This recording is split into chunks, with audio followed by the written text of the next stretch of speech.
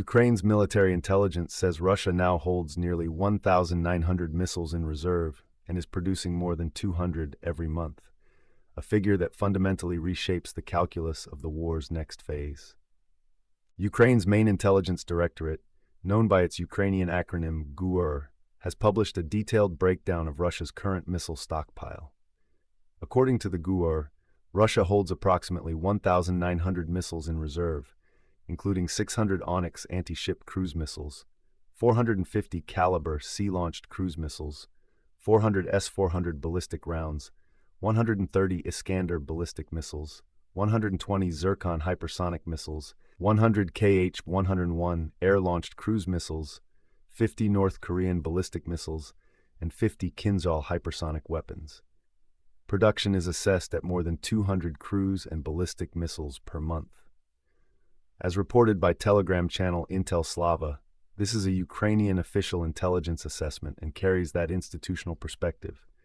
But the scale, if even broadly accurate, confirms that Russian strike capacity has outpaced attrition and remains sufficient for sustained mass campaigns against Ukrainian infrastructure. Al Jazeera reports that U.S. allies across Asia are expressing serious concern over Washington's redeployment of military assets in preparation for potential operations against Iran. The core worry is straightforward. Reduced U.S. forward presence in the Indo-Pacific weakens deterrence against China. Al Jazeera notes the bulk of U.S. forces remain in the region, but the directional shift is being closely tracked by allied capitals. This development intersects with separate reporting from Rybar, a prominent Russian military telegram channel, which documents intensified U.S. intelligence, surveillance, and reconnaissance operations over Russian Far East facilities, including the Kura Intercontinental Ballistic Missile Test Range on Kamchatka, Pacific Fleet bases, nuclear weapons facilities in Primorsky Krai, run by the 12th Main Directorate, and the 29th Missile Division near Irkutsk. Rybar reports 2 RC-135 reconnaissance aircraft flew simultaneously during recent Pacific Fleet exercises. The channel frames this as part of a broader strategic monitoring posture and notes, without providing verification, that Ukrainian and Allied planners considered attacks from the Okhotsk and Japan seas against Russian strategic facilities as early as 2023. Satellite imagery published on August 21st and reported by the Middle East Spectator Telegram channel confirms that a large oil storage tank at Saudi Arabia's Jazan oil refinery was struck and burned following a Houthi drone attack on August 18th. This corroborates earlier claims by the Houthi movement, also known as Ansarallah. Separately, Ansarallah confirmed the use of so-called Rajam hexacopter drones in strikes and released footage of quadcopter attacks on Saudi-backed forces and vehicles in Yemen's Marib region and along the western coast, including what is claimed to be the destruction of a Saudi tank. The confirmed infrastructure hit at a major refinery represents a direct energy security incident and demonstrates continued Houthi offensive drone capability despite ongoing counterpressure. South Korean Defense Minister An, speaking in a public parliamentary session, stated that Seoul estimates North Korea possesses between 80 and 120 nuclear warheads, significantly higher than the 57 warheads cited by U.S. President Trump. The minister clarified that the higher figure comes from a South Korean Research Institute assessment, while the military's own classified estimate cannot be publicly disclosed, as reported by Intel Slava. The gap between the U.S. presidential figure and the South Korean official estimate is not trivial. A near doubling of the assessed warhead count has direct implications for deterrence posture, any prospective Trump-Kim diplomatic engagement, and alliance coordination between Washington and Seoul on extended deterrence commitments. Syria's Foreign Minister Assad al-Shaibani, during a visit to Pakistan, expressed openness to normalizing relations with Iran, according to the Middle East Spectator channel. This is a significant diplomatic signal. The post-Assad government in Damascus had previously maintained distance from Tehran. Separately, al-Shaibani also stated Syria is considering joining the Mecca Pact, but has not yet made a formal decision. These parallel announcements suggest Damascus is actively recalibrating its regional alignments, navigating pressure from multiple directions simultaneously. A Syria-Iran rapprochement under the new government would complicate Israeli and U.S. strategic calculations in the Levant and could alter the regional balance that emerged following Assad's removal. Turkey's Justice Ministry has formally requested that Interpol issue international red notices for Israeli Prime Minister Benjamin Netanyahu and an Israeli official identified as Afek Moskovich, citing alleged crimes against activists aboard the global Sumud flotilla, including accusations of genocide and crimes against humanity. This escalation, reported by the War Reporter Telegram channel, moves the Turkey-Israel confrontation beyond bilateral rhetoric into international legal mechanisms. A NATO member state formally requesting Interpol action against the sitting head of government of another U.S.-aligned democracy is, by any measure, an extraordinary legal diplomatic development with significant implications for alliance cohesion.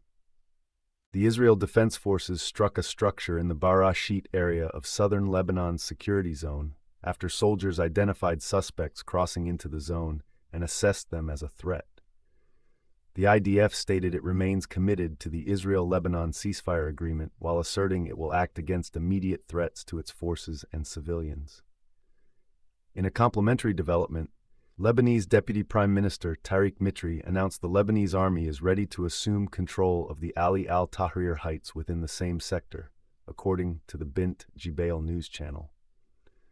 This dual dynamic, ongoing IDF kinetic action alongside Lebanese army deployment readiness, reflects the fragile and contested implementation of the ceasefire framework, where boundaries of authority remain actively negotiated. Defense News reports that India is pursuing a partnership role in France's sixth-generation fighter jet program, aiming to acquire advanced aerospace technology and industrial expertise.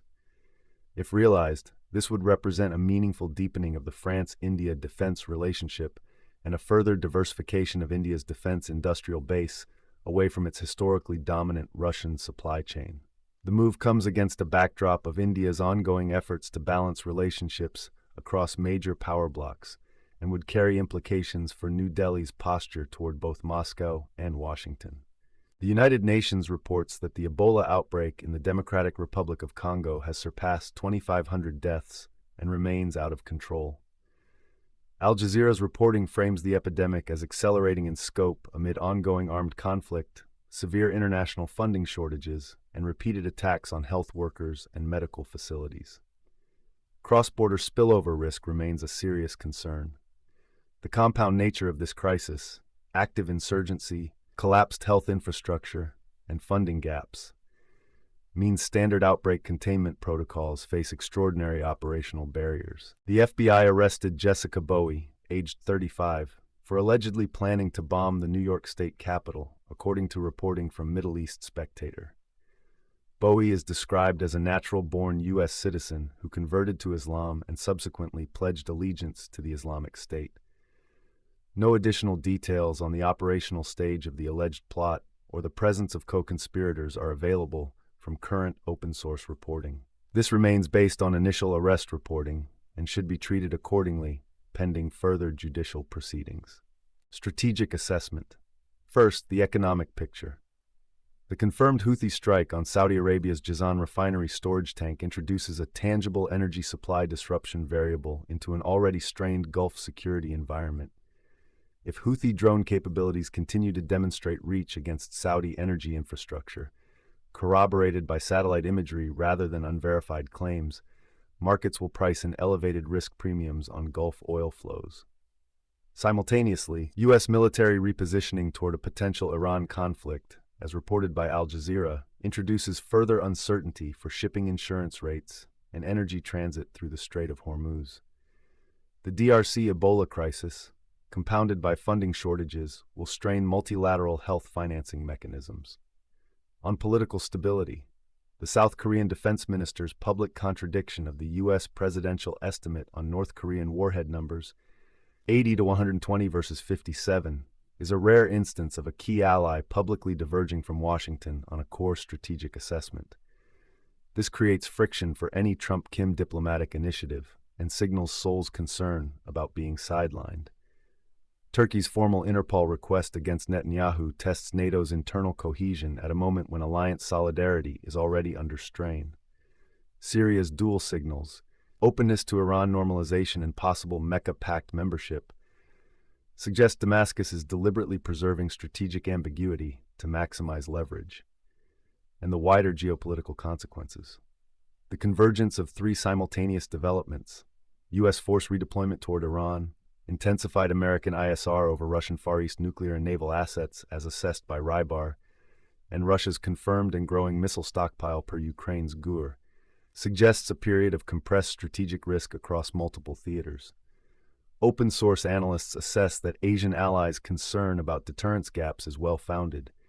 Any perception of U.S. distraction creates windows that both China and Russia may probe.